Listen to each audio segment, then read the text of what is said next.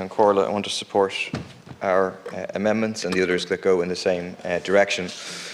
I have to say I'm disappointed, if not surprised, by the extremely limp wording proposed by the government to replace this section.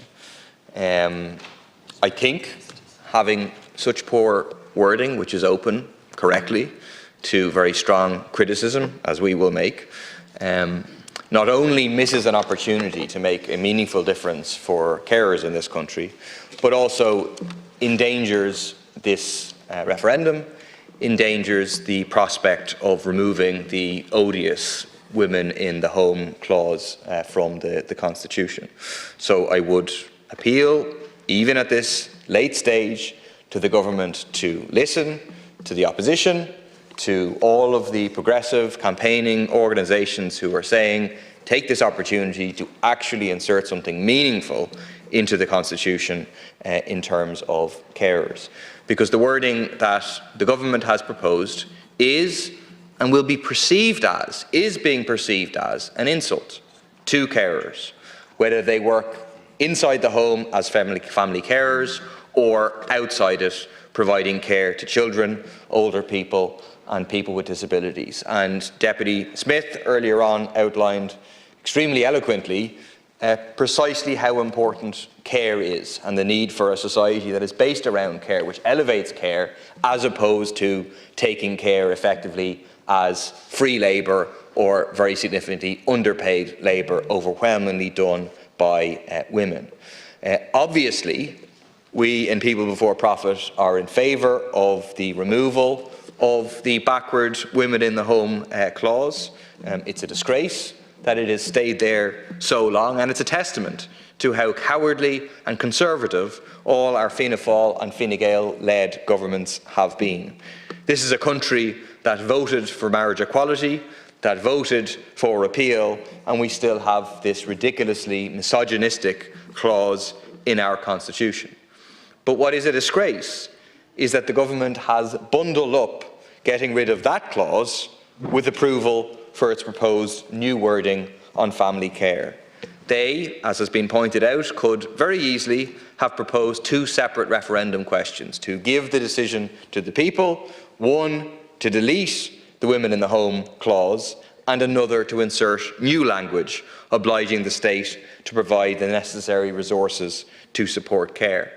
Instead of that, we have a sleight of hand by the government, a dangerous sleight of hand, I would say, trying to force people to accept their wording on family care by tangling it up with removing the awful language on women in the home from the Constitution. And the government has not been behind the door about why their language is so weak. The Taoiseach and other members of the government have been quite upfront here in the House and on the media in saying that they don't want to put new rights for people into the Constitution that would actually be meaningful, because that would give people new rights and would cost this government and future governments money, that it would tie the hands of future governments by a constitution. And they seem to think that that would be a bad thing to do. I mean, I think actually recognising the work of carers, whether inside the family or outside the family, putting in the Constitution, obliging future governments to recognise and respect and ensure those people are paid properly in the Constitution would be a good and meaningful thing to do. It's a sort of Constitution, it points in the direction of the sort of Constitution we should have, which contains meaningful rights for people, including the right to a home, for example. But instead, the government, it appears, have told their lawyers, told the drafters of this legislation, this proposal, to make sure they come up with wording that will not place any new obligations on the state to support care. They don't want to be obliged to employ care workers directly, to fully fund childcare, to provide a decent standard of living for family carers, or to legislate for paid leave for workers with caring responsibilities.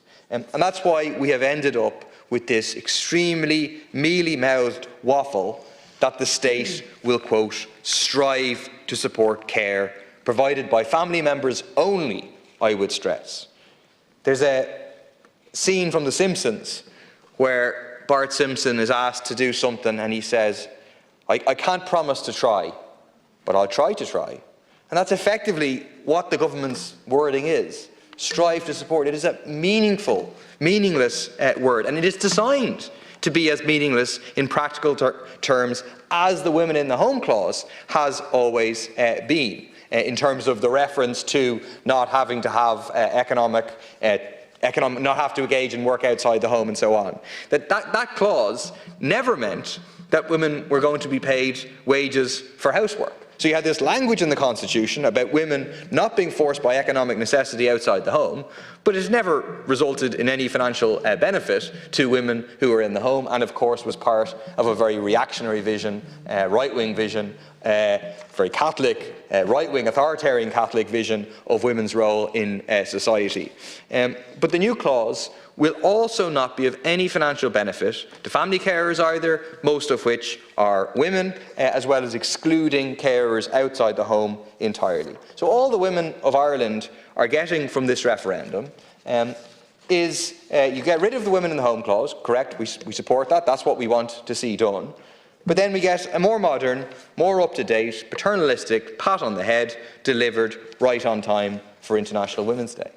Where did International Women's Day come from? It was established by socialist women, women like Clara Zetkin, who dedicated their lives to fight for meaningful new workers' rights and political rights for women, like the right to vote, the right to hold public office, for an 8-hour day, a 5-day week with paid holidays and maternity leave. In stark contrast, we have this government and its lawyers staying up late nights drafting this wording to ensure it is as meaningless as possible in terms of granting new rights to people. We in People Before Profit, with our amendment, are doing the opposite. We're putting forward wording today that would oblige the state to provide the necessary resources to support care, regardless of whether it's provided inside the home by family members or outside by paid care workers. We think that's the very least that carers deserve. It's also what the Citizens' Assembly thought when they voted overwhelmingly for the women in the home clause to be deleted and, this is a quote, deleted and replaced with language that is not gender specific and obliges the state to take reasonable measures to support care within the home and wider community.